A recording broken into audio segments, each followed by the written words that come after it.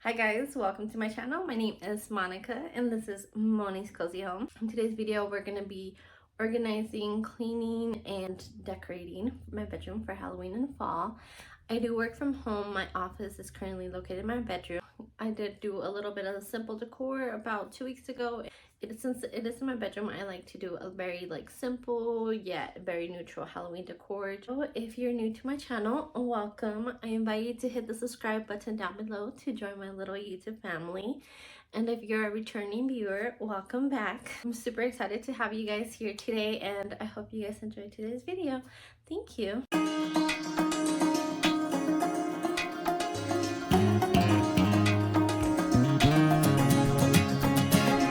I love this desk. I got this desk from IKEA. I believe it was $130 when I bought it. And within the same series, they do have the drawer system. I believe that one was $90. I think I paid a little bit over $200 for both, which I think was pretty good. And then the drawer system. It does come with 2 drawers that are pretty good size. So I'll show you guys how they look inside once we start organizing them.